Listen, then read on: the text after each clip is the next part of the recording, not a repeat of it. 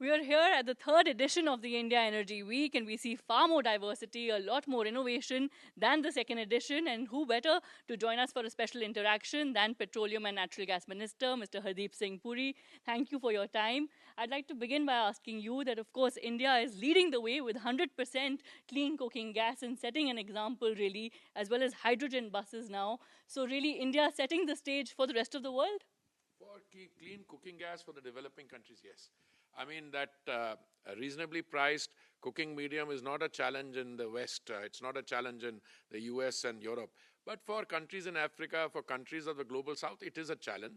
And I think the Indian model, where the developmental challenges are more akin to what the countries of the global South have, I think that is a model that can be replicated, and we've decided to intensify our negotiations. I'll give you an example. The Deputy Prime Minister of Tanzania wanted to have some more information.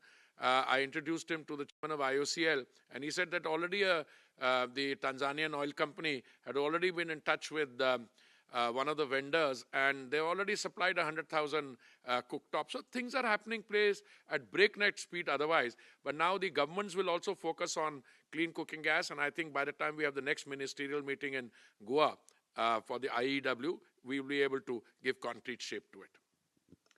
All right. Well, thank you for sharing that insightful update, really. But, I'd like to also ask you about the India-Qatar relationship. It's a collaboration that, of course, as far as LNG is concerned, has multiple agreements.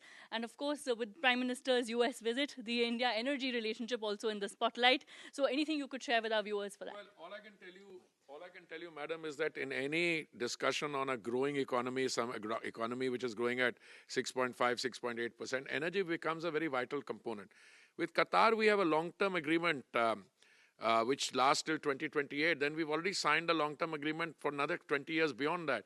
I think Qatar is in the market for more sales of LNG. We are in the market for more purchases. But these are commercial agreements which will be discussed during visits. But ultimately, our companies have to come to terms with those deals. And as far as US is concerned, we are already buying $20 billion of energy with them.